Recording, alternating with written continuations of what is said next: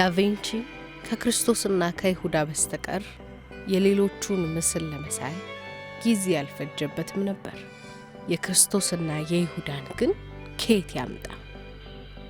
ዳቪንቺ ቆመ። የመጨረሻው ራት ዳቪንቺ፣ ክርስቶስና ይሁዳ በግሩም ተበጀ።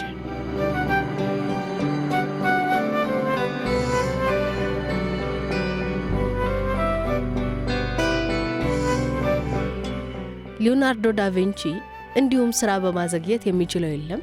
በተለይ የመጨረሻው ራት የስዕል ሥራውን አዘገየው አይገልጸው አደረበት እንጂ ስዕሉን ለመጨረስ ዓመታት ፈጅተውበታል። እርግጥ በዚህ ማንም ዳቪንቺን የሚወቅስ የለም። እንደሱ መሳል ካልቻልክ አዘገየህ ብለህ ልትወቅሰው እንዴት ይቻላል? በዳቪንቺ ታሪክ ላይ የጻፈ ሁሉ ይሄን የዳቪንቺን ሥራን ለነገ የማሳደር ባህሪ ቢጠቅሱም ማንም ሊተቸው አይደፍርም። ያውም እኮ በዚህ ባህሪው ሳቢያ ሳይጨርሳቸው የቀሩ የሚያስቆጩ የጥበብ ሥራዎች አሉ። ግን ማን አፍ አውጥቶ ዳቪንቺን ሃይ ይላል? ሃይ ዝም ነው እንጂ። በነገራችን ላይ ተቀናቃኙና ሌላው ዘመነኛ ኮንቴምፖራሪ ሰዓሊና ቀራጺ ማይክላንጀሎ ይህች አመል ሳትኖርበት አትቀርም። ለነገሩ የሚያስቡት በጣም ትልቅ ስለሆነ ቀን ከሌት እያሰቡ የተጨነቁበትም ለመጨረስ ረጅም ጊዜ ወስድባቸዋል። እንደዛም ሆኖ በሰሩት መርካታቸውን እግዚአብሔር ነው የሚያውቀው።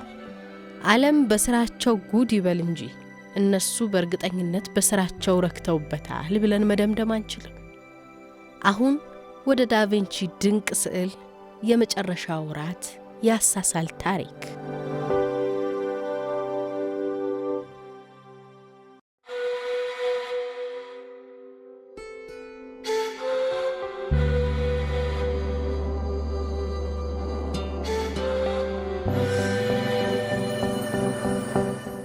በዚህ ስዕል ያሳሳል ታሪክ ዙሪያ የሚነሳ ትውፊት አለ።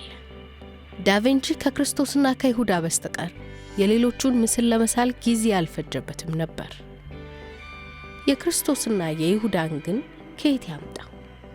በየመንገዱ፣ በየገበያው፣ በየመንደሩ እየሄደ የሰው ፊት ያጠና ጀመር። የክርስቶስንና የይሁዳን ሊመስል ይችላል የሚለው መልክ ግን አጣ።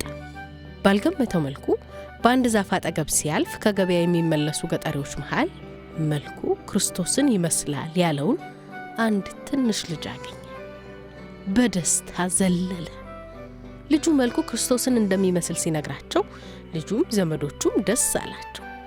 በዛው የልጁን ወዘና በስኬች ሳልሳል አደረገው። በመጨረሻው ራት የመሃለኛው ቦታ ያለው የክርስቶስን ምስል ስሎ ጨረሰ። የይሁዳ ቀረ። ይሁዳን የሚመስል ሰው ከየት ይምጣ? ወንጀለኞች ይበዙበታል የሚላቸው ቦታ ሁሉ ስኬች መስሪያ መሳሪያዎችን ይዞ ተንከራተተ። ከዚያ በፊት ወንጀለኞች በስቅላት የሚቀጡበት ቦታ ድርሽ ብሎ ባያውቅም አሁን ግን ይሁዳን የሚመስል እዚያ ቢገኝ በሚል በሞት የሚቀጣ ወንጀለኛ አለ በተባለበት ሁሉ ሄደ። የለም ይሁዳ።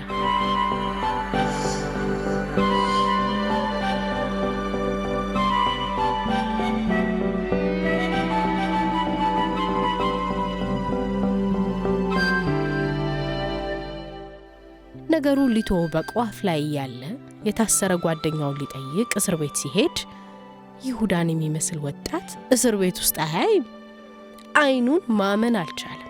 የእስር ቤቱን ኃላፊ አስፈቅዶ እስረኛውን አስጠርቶ እሱን የሚመስል ሰው ሲፈልግ ዓመታትን እንደተቆጠሩ ሲነግረው እስረኛው ፈገግ አለ። መልኩ ይሁዳን እንደሚመስል ነግሮት ሊስለው እንደሚፈልግ ሲገልጽለት ግን እስረኛው በንዴት አበደ። ዳቪንቺ ይሁዳን ትመስላለህ ስላለው ተጸጸተ። እርግጥ ነው ማንም ቢሆን ክርስቶስን የሸጠውን ከሃዲውን ይሁዳን ትመስላለህ ሲሉት ቢናደድ አይገርም። ምን አይነቱ ደደብ ነኝ አለ ዳቪንቺ። ቢሆንም ግን የእስረኛው ንዴት ከልኩ ያለፈ ሆነበት። ምንድነው ይሄን ያህል? ደግሞም እኮ መቼም አላደል እስር ቤት ውስጥ አይደል እንዲያገኘው? ምንድነው ይሄን ያህል?